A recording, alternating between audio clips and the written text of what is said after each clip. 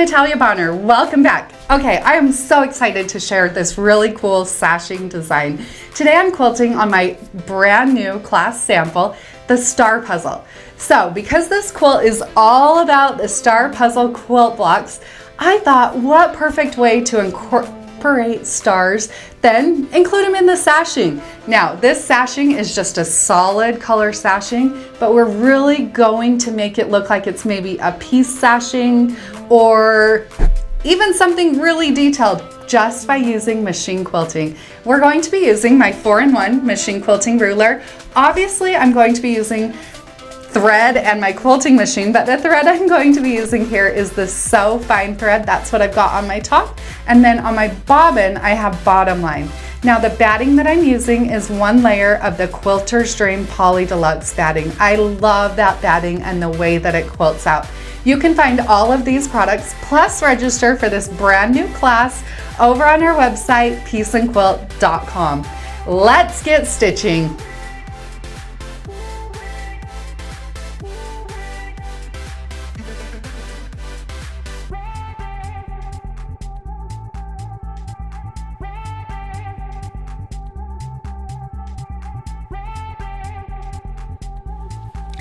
I'll start out this fun sashing design by using my blue Mark Be Gone marker and marking a few markings on my sashing.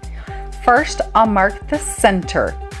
After I've marked the center, then I'm going to use the lines that my Star Puzzle quilt blocks have given me and draw a straight line, angled line, coming straight out from those blue points on my star. I want that line to intersect the center point line that I've already marked through that sashing. I'll repeat this on both sides to create kind of this diamond design right there in the center of my sashing. Once I have that marking complete, then I'm ready to begin stitching. The first thing that I do is stitch in the ditch around the outside of my block. Once that's complete, now I'm going to start stitching right on that blue marked line. I'll stitch first on the angled line. Then from there, I'm going to travel up my ditch a 1/2 inch to the point where the first marked line on my 4-in-1 machine quilting ruler will lie right on top of my previous stitching. I'll stitch an angled line right to that center marked line, and then from there, I'll adjust my ruler and repeat the process on the opposite side. I'll repeat this until I have filled in that space with those lines completely. Now notice here I bumped into the outside portion of my quilt where my sashing intersects with my outside border. At that point I will create almost a ditch, if you want to call it that, and stitch a straight line there.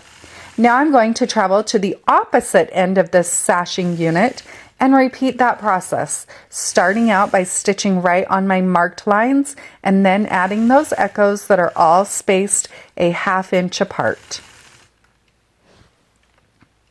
Notice on this end, I did go through and mark the point, the straight line at the end of my sashing. I did that because I'm going to create a star and stitch straight across there anyways. So at this point, it's more of a reference line. Now that I've stitched those lines using my 4-in-1 machine quilting ruler, I'm going to travel to the inside point on those arrows, and I'm going to start to fill in the remainder of my sashing with figure eights. Now I chose figure eights because they're fun to quilt, but also I wanted something that was pretty linear looking, maybe with a little bit of curvature, but was also really dense because I want these stars to really become my focal.